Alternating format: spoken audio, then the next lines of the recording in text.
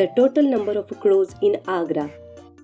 Emperor Akbar had a great liking for birbal. Akbar would often be found in the company of a birbal. Akbar used to discuss many important matters with the birbal. There were many other learned persons in the court of Akbar.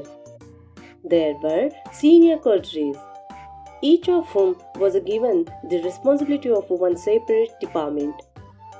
A courtier looked after the treasury.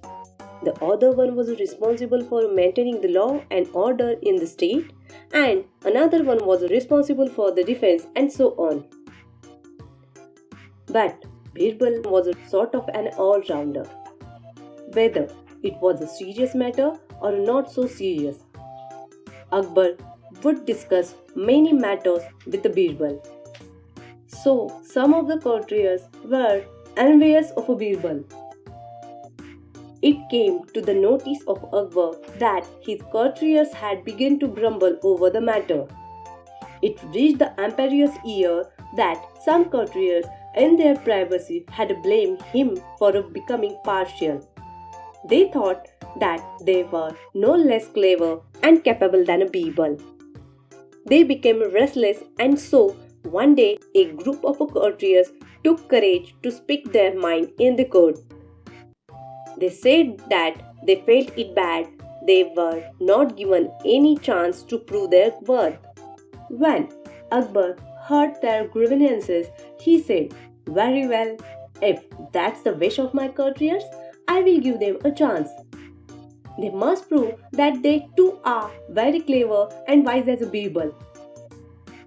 When the enthusiastic courtiers stood saluting before him to take part in a test to prove their cleverness, Akbar smiled. "I just want to know how many crows are there in this city of Agra," said the emperor to his courtiers. The courtiers went out and became busy counting the crows. They counted the crows on a rooftop, in the trees, near the river banks, in the street, near the dustbin, and in many other places. But they were not sure of the figures they got counting up. They were afraid that their figures were not free from flaws. The flying crows moved from one side to another, from one tree to another, and from there. Nobody could keep an eye on where. The courtiers shouted and argued with each other and found it rather difficult to get the correct total. They approached the emperor with a plea for granting them some more time. They decided to go for a recounting of the crows. Akbar smiled. Then Birbal entered into the court. After saluting the emperor, he took his seat and turned his gaze over the heads of the courtiers. He was quick to understand that some interesting discussion had begun going on in the court.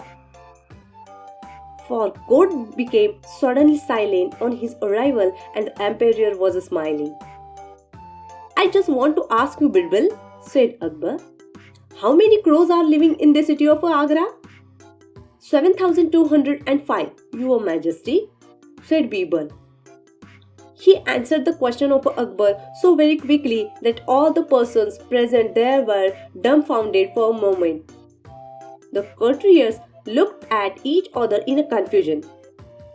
They scratched their heads, looked again into their totals, and then one of them coughed to clear his throat and said feebly, "I don't think Birbal is correct. There is a much difference between his and ours."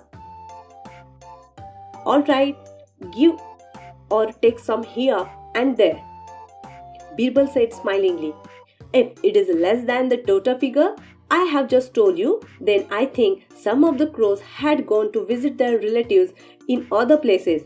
But if it is more than the total figure that I have now said, then I am sure that some crows from outside must have come into the city of Agra to meet their relatives and friends."